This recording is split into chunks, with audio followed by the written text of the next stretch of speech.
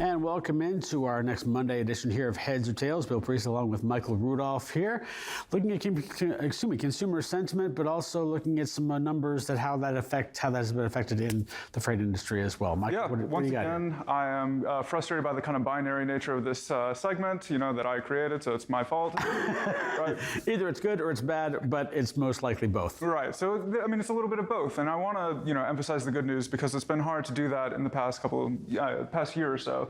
But we had a pretty significant rise in the OTVI on a national basis, right? That means freight demand was up. We look at accepted volumes; they were up as well. And a lot of that was driven by the Ontario market in California, right? This is the Inland Empire, a lot of warehouses and distro centers, right? I mean, that green line right here, that astronomical jump right here at the beginning of November, that pushed a lot of freight out on the market.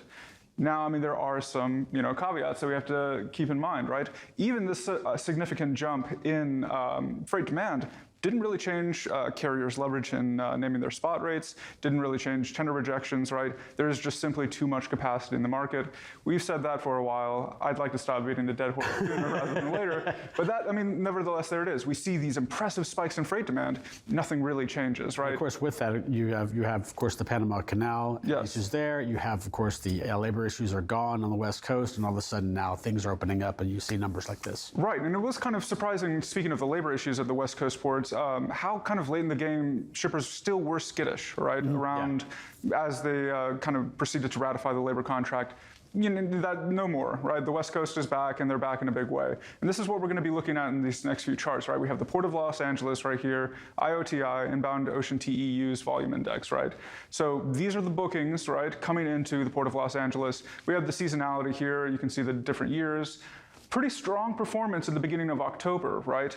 A lot of these, imports that we're getting are coming from China. So it takes about, I would say, 40 days all in all. You factor in the transit time, like the actual time the ship needs to move from China to here. You take the kind of port delays. You take the lead times between when a ship is booked and when it departs, right? All of that kind of translates into about 6 weeks, more or less, from one of these bookings into actually arriving at the port. So we see great strength at the end of September, right, beginning of October. Then, by the end of October, we look at the TEU data from the Port of Los Angeles, 81% increase within a week, right? This is incredible. They were actually processing 81% week-over-week increase in TEUs at the Port of LA. That would go some way to explain why we saw the Ontario market have such a big spike in outbound volume. We also kind of look at how shippers are handling this kind of new shift in inventory strategy. We have the just-in-case inventory, hoarding that we saw over the past few years when this supply chain was very unstable. We've shifted to that kind of just-in-time delivery because capacity is so abundant for the meantime, right? A lot of that actually is beneficial to trucking markets in the sense that when you have the just-in-case inventory strategy, you kind of go with more predictable means of transport, right? The rails, especially, right? So when you're going for this just-in-time, it's a little bit of a risky gamble, not so risky considering like the capacity situation, but you go with the truck, right? It has to be there just-in-time. A truck will get it there. So that is good news for the meantime. What we don't really know is how much inventory is kind of in the Ontario LA market, right? We have to take people at their words for how much they're right-sizing their inventories. We see a lot of surveys that come on a monthly basis, right? They said that they have done a great job in kind of downsizing or right-sizing their inventory, and that, for the most part, I would say big companies, especially big shipping companies, their inventories are mostly in balance, right? So are we going to see this kind of exposed vulnerability from a pipeline directly from the maritime, directly to a distro center, and then directly to its final destination wherever in America, right? Maybe. That seems to be what we've seen according to this spike in the bookings, right? It translated 40 days predictably to TEUs being cleared at the Port of Los Angeles directly into truckloads, right? That seems to be the pipeline. If that is the case, right, we see a huge spike here in early October because of China's celebration of Golden Week. You have to reckon with that 40-day window all in all, right?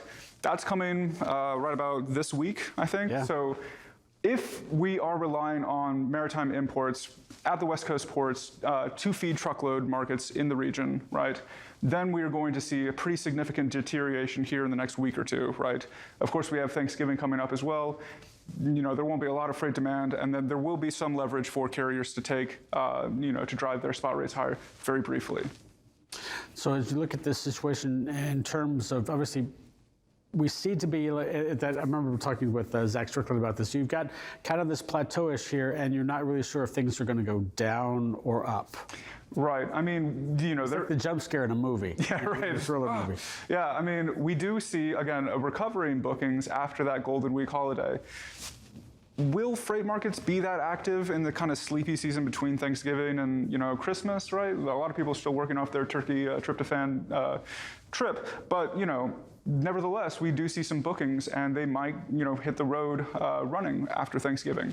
I kind of doubt it. I mean, seasonally, you look at like what's being shown here. 2020, this orange line, 2020 was very unseasonable in many regards, but you see a sharp dip, right in late November, of course, right? 2021 is the opposite. Yeah, it is a bit jump scary. We don't really know which direction it's going to go, but in the short term, if we're looking at the next week or two in the kind of West Coast truckload markets, it's looking a little dicey. We haven't seen normal for a while here as well. So I can't even remember. Final analysis, headwinds, tailwinds, where are we here?